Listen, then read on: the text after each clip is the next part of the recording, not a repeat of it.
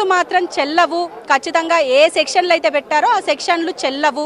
ఏదైతే అంటే హరీష్ రావు నిన్న బొగ్గు కుంభకోణం గురించి మాట్లాడినందుకే రాత్రికి రాత్రి ఈ సిట్టు విచారణ పేరుతో నోటీసులు ఇవ్వడం వెనక ఖచ్చితంగా ఇది డైవర్షన్ మాత్రమే అని చెప్పేసి అంటున్నారు. ఈ డైవర్షన్కి సంబంధించి అలాగే ఈ పూర్తిగా అంటే ఈ డైవర్షన్ చేయాలన్న ఆలోచనతోనే ఇప్పుడు ఈ సిట్టు విచారణకు తీసుకొచ్చారు తప్పితే ఇంకా ఏదీ లేదు. అలాగే ఇప్పుడు ఫారిన్కు వెళ్తున్నారు, అంటే దావోస్ వెళ్ళాలన్న ఆలోచనలో ఉన్నారు కాబట్టి ఇప్పుడు ఆయన వెళ్ళినంత కాలం ఇక్కడ ఎలాంటి డిస్టర్బెన్స్ ఉండొద్దు కాబట్టి ఇవి క్రియేట్ చేశారు అన్న మాత్రమే ఇక్కడ మాట్లాడుతున్నారు.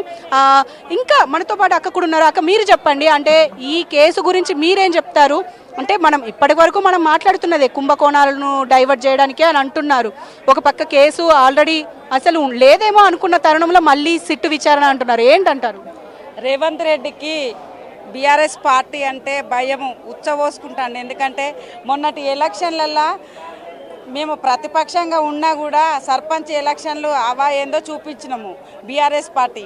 ఇప్పుడు మన మున్సిపల్ ఎలక్షన్లు వచ్చినాయి కాబట్టి ఇప్పుడు ముందే అరెస్టు ముఖ్యమైన నాయకులను మీద కేసులను బనాయించి వాళ్ళని అరెస్టులకు చేస్తే కింది నాయకులు భయభ్రాంతులకు కోతి నియోజకవర్గాలలో తిరగకుండా చేయాలని ఒక కుట్రతోటి చేస్తున్నారు రేవంత్ రెడ్డి. కానీ రేవంత్ రెడ్డి నీ పప్పులే ముడక ఇటు తెలంగాణ రాష్ట్రంలో నీ హామీలను నెరవేర్చమంటే దొంగ హామీలు పెట్టి దొంగ హామీలతోటి పబ్లిక్ను డైవర్షన్ చేసుకుంటా తప్పుడు కేసులు పెట్టుకుంటా మొన్ననే ఆ కేసు సుప్రీంకోర్టులో కొట్టేసిండ్రు.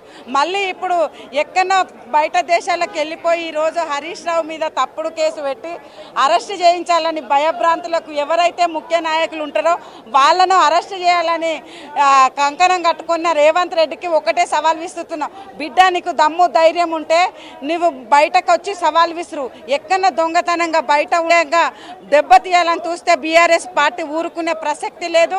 రేవంత్ రెడ్డి నీకు ఒకటే ఆడవాళ్ళు బుద్ధి చెప్తారు.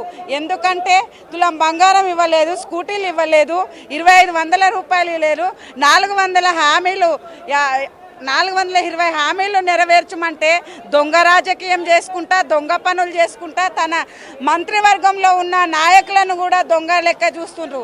ఎందుకంటే వాళ్ళు కూడా కొంతమంది నాయకులు మంచిగా స్పష్టంగా చెప్తున్నా కూడా ఇలాంటి నాయకులను ఏదో దొంగ రూపకంగా అంతా క్యాబినెట్ మొత్తం దొంగలే వాళ్ళు. ఓకే చూస్తున్నాం కదా, అంటే ఈ